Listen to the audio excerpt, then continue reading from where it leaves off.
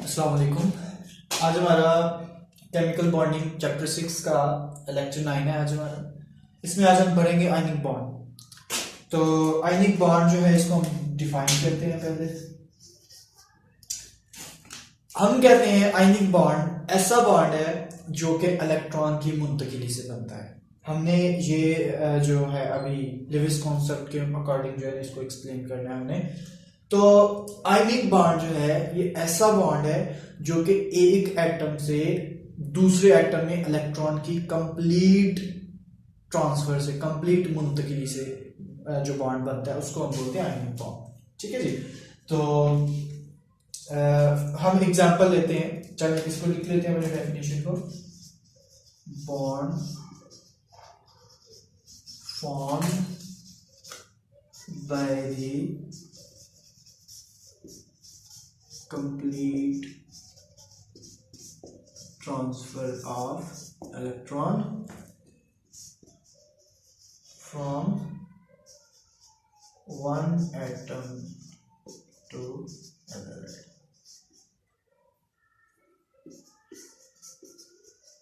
ठीक है जी। अब हमने ये भी एक्सप्लेन करना है कि ये जो एटम है, पहले एक एटम और जो दूसरा एटम है ये किस तरह के होने चाहिए। ठीक है जी। तो चलिए इसकी तरफ बढ़ते हैं। अगर हम एग्जाम्पल लें तो इसका मतलब है कि फिर ये जो बॉन्ड बनता है ये ऐसे दो एटम्स के दरमियान बनता है जिसमें से एक एटम इलेक्ट्रॉन लूज करे और दूसरा एटम जो है वो इलेक्ट्रॉन गेन करे। ठीक है जी। तो अगर हम देखें तो लिविस कॉन्सेप्ट के मुताबिक हम कहते हैं कि जो इलेक्ट्रोपॉजिटिव एलिमेंट्स है,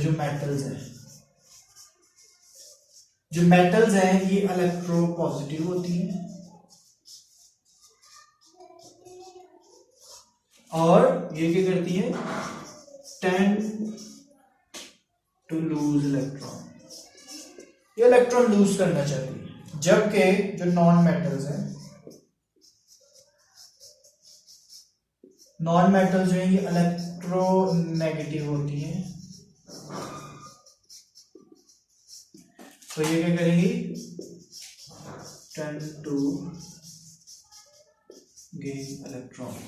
तो इसका मतलब है कि मेटल्स और नॉन मेटल्स के दरमियान जब बॉन्ड बनता है तो उसको हम बोल देते हैं क्या है कि आयनिक बॉन्ड है। लेकिन उसके लिए पॉसिबिलिटी है, जैसे हम निकल भी पढ़ा था इलेक्ट्रोनेगेटिविटी में, कि इलेक्ट्रोनेगेटिविटी का डिफरेंस दोनों एटम्स के दरमियान 1.7 से ज्यादा होना चाहिए। ठीक है जी।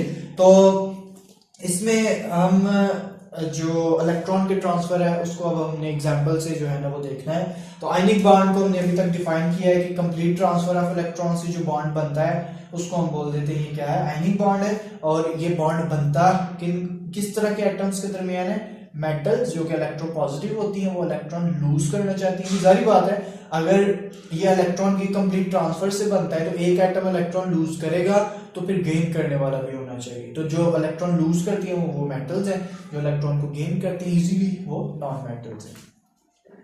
अच्छा, इसके बाद हमने एग्जांपल्स देखनी है। कुछ आयनिक कंपाउंड्स जो है, आयनिक बॉन्ड्स की हम फॉर्मेशन देख लेते हैं।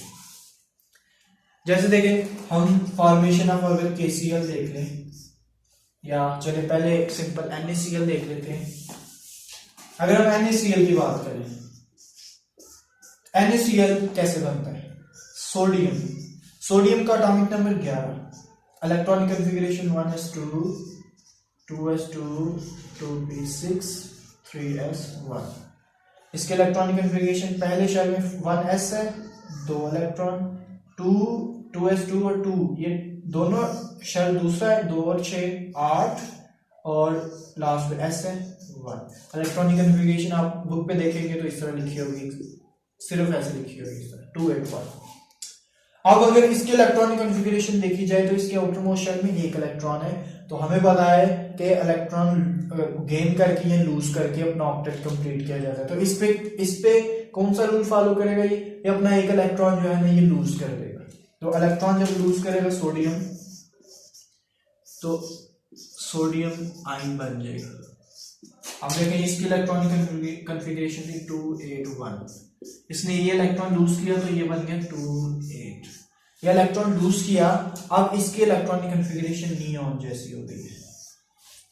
ठीक है, नियॉन की भी यही होती है। तो हम जैसे हमने फर्स्ट लेक्चर में बात की थी कि हर एटम जो है ना वो बॉन्ड सिर्फ इसलिए बनाता है कि वो अपना ऑक्टेट कंप्लीट कर ले, नोबल गैसेस की तरह की इलेक्ट्रॉनिक कॉन्फ़िगरेशन कर ले। तो एक इलेक्ट्रॉन लूज करके ये इसने इलेक्ट्रॉनिक कॉन्फ़िगरेशन स्टेबल कर ली। अब सेकंड इसके साथ क्लोरीन ने बॉन्ड बनाया, क्लोरीन की इलेक्ट्रॉनिक कॉन्फ़िगरेशन उसी तरह अगर हम देखें तो वो बनती है 2 8 7। अब इसको कितने इलेक्ट्रॉन्स चाहिए, इसका आउटर मोस्ट शेल में 7 इलेक्ट्रॉन्स है, तो इसको सिर्फ एक इलेक्ट्रॉन चाहिए अपना ऑक्टेट कंप्लीट करने के लिए। तो जो सोडियम ने इलेक्ट्रॉन लूज किया है वो इलेक्ट्रॉन गेन करके तो क्लोराइड आयन बन जाएगा। अब ये हो जाएगी 2 8 8। ये आर्गन की इलेक्ट्रॉनिक कॉन्फ़िगरेशन है। ठीक है, तो इसने भी नोबल गैसेस की तरह की इलेक्ट्रॉनिक कॉन्फ़िगरेशन कर ली। अब सोडियम आयन और क्लोराइड आयन अपोजिट आयन्स है, अपोजिट चार्ज वाले आयन्स है, तो सोडियम आयन और क्लोराइड आयन आपस में अब electrostatic force of attraction, opposite ions charges हैं, तो अपोजिट चार्जेस के दरमियान जो फोर्स होती है इलेक्ट्रोस्टैटिक फोर्स कहते हैं उसको, इलेक्ट्रोस्टैटिक फोर्स ऑफ अट्रैक्शन, जिसको हम बोल देते हैं कि ये क्या है, आयन बॉन्ड।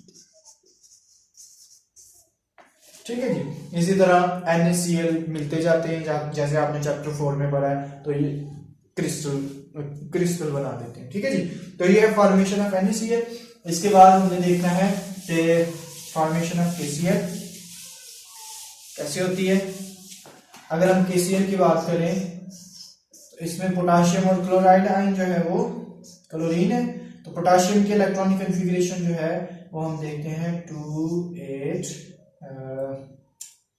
2 8। इसकी इलेक्ट्रॉनिक कॉन्फ़िगरेशन देखनी पड़ेगी, सॉरी 2 8 8 1। ठीक है जी, इसकी इलेक्ट्रॉनिक कॉन्फ़िगरेशन 2 8 8 1 हो गई, मतलब इसका 19 एटॉमिक नंबर। अब अगर इसमें देखा जाए तो इसके आउटर मोस्ट शेल में एक इलेक्ट्रॉन है। अब ये अपना एक इलेक्ट्रॉन जो है ना यहाँ से ये लूज कर देगा। अब अगर हम देखें तो अब पोटाशियम एक इलेक्ट्रॉन लूज करके अब इसकी इलेक्ट्रॉन कॉन्फ़िगरेशन हो जाएगी 2 8 8। अब ये खुद को इसकी इलेक्ट्रॉनिक कॉन्फ़िगरेशन नोबल गैसेस जैसी हो गई है, आर्गन जैसी हो गई है। अब ये कुछ स्टेबल फील कर रहा है खुद को। अब क्लोराइड जैसे हमने पहले भी देखा है 2 8 7, सॉरी क्लोरीन, तो एक इलेक्ट्रॉन गेन करके तो ये क्लोराइड आयन में चले जाएंगे 2 8 8।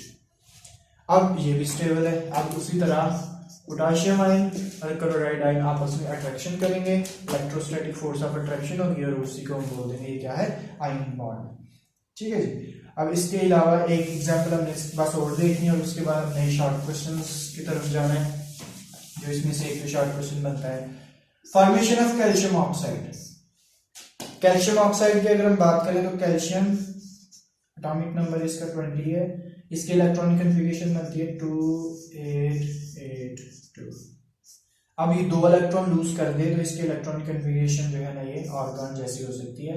तो कैल्शियम 2 इलेक्ट्रॉन लूज करके तो कैल्शियम आयन में आ जाती है, +2 ++ 2 8 8। अब ऑक्सीजन जो है, ऑक्सीजन की इलेक्ट्रॉनिक कॉन्फ़िगरेशन है 2 6, पहले में 2 दूसरे में 6, तो ये चाहते हैं कि इसमें भी 8 हो जाए। तो ऑक्सीजन 2 इलेक्ट्रॉन जो है वो गेन करेगी, तो ये सॉरी ऑक्साइड आयन O-2 हो जाएगा। अब इसकी इलेक्ट्रॉन कॉन्फ़िगरेशन 2 8, ये हो गई नियॉन जैसी। अब कैल्शियम +2 और ऑक्सीजन O-2 ये दोनों आपस में बॉन्ड बनाते हैं। इसकी ये जो इसके ऊपर चार्ज है ये इस तरफ और इसका चार्ज इसके नीचे, प्लस माइनस नहीं लिखना, ये आपने ये 9th में बेसिकली बताया हुआ सारा कुछ, आपको इन चीजों का पता होना चाहिए, सारा कुछ डिटेल में बताया हुआ है। चार्जेस नहीं लिखते Ca2O2 क्योंकि दोनों सेम है तो ये कैंसिल आउट हो जाते हैं, तो हम कहते हैं कैल्शियम ऑक्साइड CaO। इसका आप Ca2O2 भी लिख ले तो कोई मसला नहीं, लेकिन लिखते नहीं, जरूरत नहीं है उसकी, क्योंकि हमें पता है कि कैल्शियम ऑक्साइड है। ठीक है जी। अब इसके बाद हम देख लेते हैं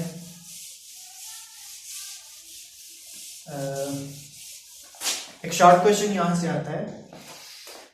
हमें पता है, जैसे हमने पहले बात की है, कि इलेक्ट्रोनेगेटिविटी का डिफरेंस 1.7 होना चाहिए।